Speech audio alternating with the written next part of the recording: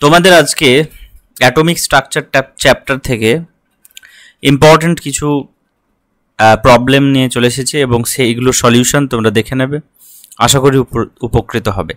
তো first question দেখো, বলেছে the nuclear radius is of the order 10⁻⁻13 centimetre, while atomic radius is of the order 10⁻⁻8 centimeter, assuming the nucleus and the atom to be spherical মানে গোলকের মতো, what fraction of the atomic volume is occupied by the nucleus?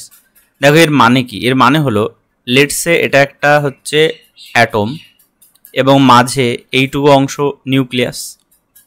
এই যে অ্যাটমটা আছে তাহলে তার রেডিয়াসটা বা তার সাইজটা ভলিউমটা বেশি এবং নিউক্লিয়াসটা তার মাঝে একটা অংশ নিয়ে রয়েছে। তাহলে এখানে তোমাকে বের করতে বলেছে যে fraction of the atomic volume is occupied by the nucleus, তার মানে তোমাকে volume of nucleus divided by volume of atom, এটাই তোমাকে বের করতে হবে।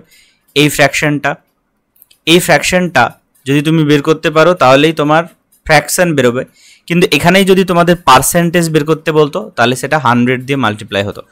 তাহলে দেখো স্ফেরিক্যাল বলেছে, তাহলে যে কোনো স্ফেরিক্যাল যদি মলিকিউল হয় মানে শেপ হয় তাহলে তার যে ভলিউম হয় সেটা হচ্ছে 4/3 পায়ার কিউব। তাহলে এখানে আমি লিখবো 4/3, তোমরা এই সলিউশনের দিকে চোখ না দিয়ে আমি যেটা করছি সেদিকে দেখো। 4/3 পাই আর আর কিউবের জায়গায় লিখবো আমরা volume of radius of nucleus. তাহলে দেখো এখানে বলেছে রেডিয়াস অফ নিউক্লিয়াস হচ্ছে 10⁻⁻13, তাহলে এখানে কি লিখবো পাই আর কিউব, তাহলে 10⁻⁻13 তার হোল কিউব ডিভাইডেড বাই নিচে ভলিউম অফ অ্যাটম, তাহলে 4/3 পাই, তারপরে আর কিউবের জায়গায় আমরা লিখবো রেডিয়াস অফ অ্যাটম। দেখো 10⁻⁻8 ভ্যালু দিয়ে দিয়েছে, তাহলে এটা হবে 10⁻⁻8 তার হোল কিউব। ঠিক আছে, এটা লিখে নিলাম। এইবার দেখো এই 4/3 পাই দুটো কেটে গেল, আর উপর দিকে দেখো যদি তুমি 3 দিয়ে মাল্টিপ্লাই করো তাহলে 10⁻39 আসে, আর নিচে যদি তুমি 8 দিয়ে মাল্টিপ্লাই করো তাহলে -24 আসে। এইবার উপরে যখনই চলে যাবে এই -24টা প্লাস হয়ে যাবে, তাহলে হবে -39 প্লাস 24। তাহলে এটা যদি তুমি হিসাব করো তাহলে দেখবে 10⁻−15 আসছে, যেটা কিনা হচ্ছে এই প্রবলেমের অ্যান্সার। তাহলে এই ফ্র্যাকশনটাই হচ্ছে নিউক্লিয়াসের অকুপাই করে থাকবে টোটাল অ্যাটমের। দেখো এখানেও তাই দিয়েছে, আলাদাভাবে ভলিউম অফ নিউক্লিয়াস বের করে নিয়েছে, অ্যাটম বের করে নিয়েছে এবং নিউক্লিয়াস ভলিউম ডিভাইডেড বাই অ্যাটমের ভলিউম করেছে এবং অ্যান্সার এসেছে 10⁻15। Okay, I think it is clear now. চলো নেক্সট প্রবলেমে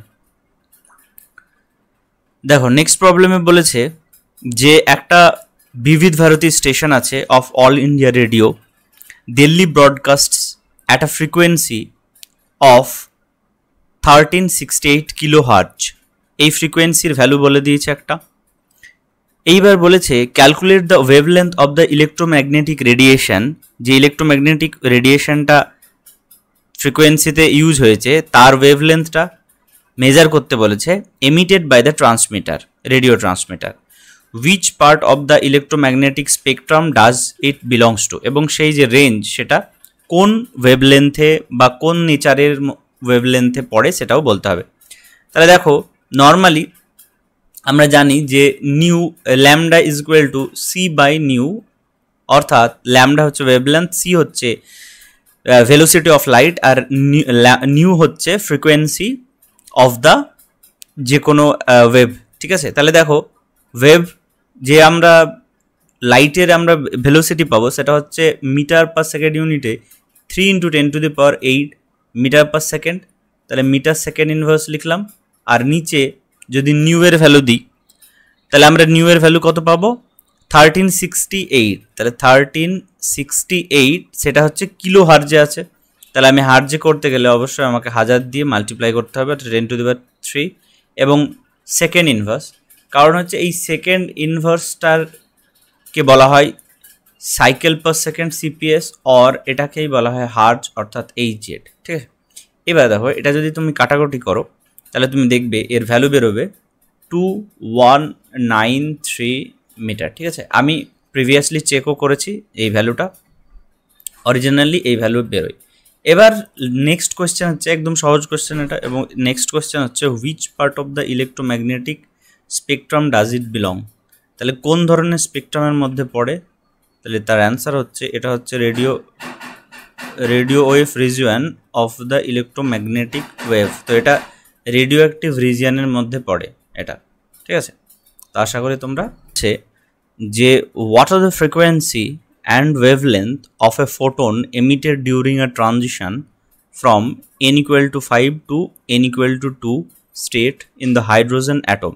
হাইড্রোজেনের অ্যাটমের ক্ষেত্রে n equal to 5 to n equal to 2 যদি জাম্প হয় একটা ইলেকট্রন, তাহলে তার ওয়েভলেন্থ বা ফ্রিকোয়েন্সি যেটা থাকবে সেই কনসার্নড ওয়েভলেন্থের ভ্যালু কত। তাহলে তোমরা জানো যে রিডবার্গ ফর্মুলা থেকে nu bar is equal to R into 1/n1 square minus n2 square. এবার এখানে n1 আর n2 এই ভ্যালু নিয়ে তোমরা কনফিউজ হতে পারে। এখানে সবসময় মনে রাখবে যে এমন একটা ভ্যালু পুট করবে যাতে করে সবসময় যে 1/n1 square minus 1/n2 square এই টোটাল ভ্যালুটা পজিটিভ বেরোয়।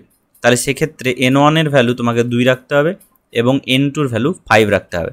তাহলে তাই এখানে রাখা হয়েছে, দেখো। আর রিডবার্গ কনস্ট্যান্টের ভ্যালু 109677 এই ভ্যালুটা আছে। তাহলে এটা যদি মাল্টিপ্লাই করো তাহলে 23032.2 সেমি ইনভার্স ভ্যালু বেরোয়।